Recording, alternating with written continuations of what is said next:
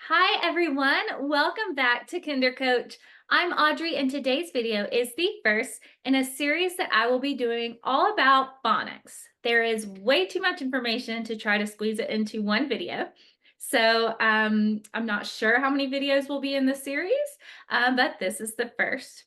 So up until this point, we have been working on phonological and phonemic awareness, which are precursor skills, skills that children need to master before moving on to phonics. If you missed my videos on phonological and phonemic awareness, jump back and watch those and then come back to this one, and it will be progressing in the proper sequence. So what is phonics? Phonics is basically the relationship between letters and sounds. So the relationship between our written language and our spoken language. So that connection between the two. So obviously this is extremely important when we're teaching children how to read. So up until this point, we've only been working with sounds and oral language. Here's why. One reason is research has shown that building a strong foundation in that sound awareness that we've been working on is really going to benefit kids when we start adding symbols into the mix. It's going to build a stronger foundation. And the other reason is reading is not a natural process. You may not be aware, but human brains are naturally wired for oral language, to speak and to hear. Okay. Our brains are not wired for the process of reading. So our brains actually have to make new connections as we're learning to read. So it's actually a very complex process that I would love to do another video about later on. The brain science behind all of this. I find it fascinating. Some of you might be interested in that too. So keep an eye out for that. But for now, just know that this is complicated. So we may think of phonics and think easy peasy, preschool, not a big deal. In fact, it's very complicated. So let's take a look at the process. So let's think about it.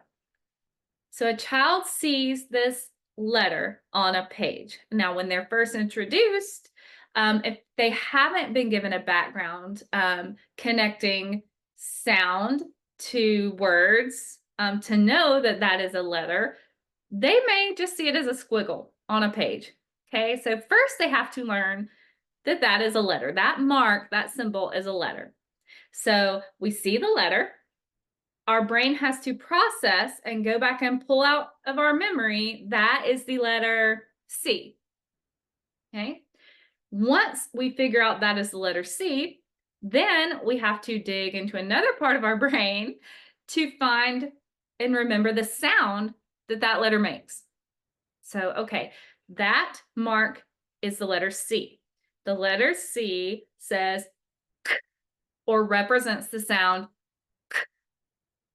All right, and now that I've recognized the letter, formed the sound, pulled the sound out of my memory, now I have to actually remember how to form it with my mouth and make the sound. Okay, so that's a C, it says k. My mouth does this. Okay, but all that has to happen automatically. I mean, it has to happen very fast because what's next? Another letter. Oh, now there's an A. So that process has to repeat itself. And not only does it have to repeat itself for multiple letters, but then you have to be able to take those sounds and letters and blend them together to form an actual word. So when you really think about it, it's not a simple process, right? It's pretty complex. And because we're so automatic in doing it, it really doesn't faze us anymore. I'm so sorry that my eyes are watering. I think it's allergies, but just ignore me. I'm not crying. My eyes are just watering. Anyway, so reading is complex. So what is the goal of phonics instruction? What are we trying to get out of this instruction? So we're adding letters in, we're forming that relationship between letters and sounds. The goal is for our students, our kiddos, to understand what's called the alphabetic principle. basically the idea that there is this organized and predictable relationship between our written and spoken language. There's this predictable relationship between these letters and these sounds. Okay. And once children recognize this relationship, they can apply it to words that they already know, and they can apply it to words that they don't know. That means they have this relationship in their memory.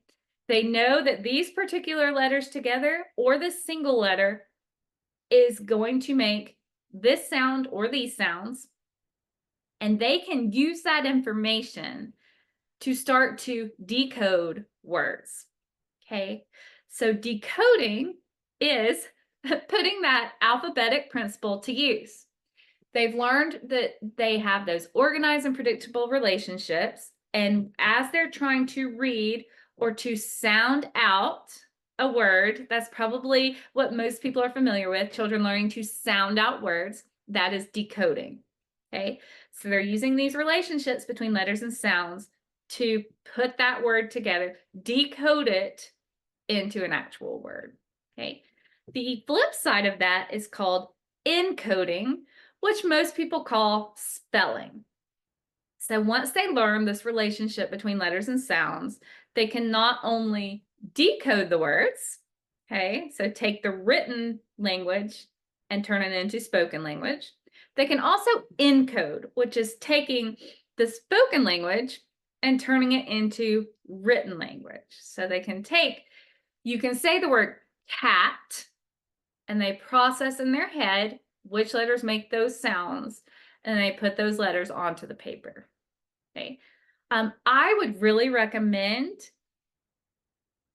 working decoding and encoding in as kids are learning to read, because again, research has shown that writing the letters as they say them, and this doesn't have to be pencil and paper. This can be tracing with your finger. This can be air writing, sand writing, and I'm going to do a whole other video on activities, multisensory activities. So we'll get to that. But just know that I'm not, when I say writing, I'm not necessarily saying taking a pencil or a crayon and writing. Okay. So decoding, encoding.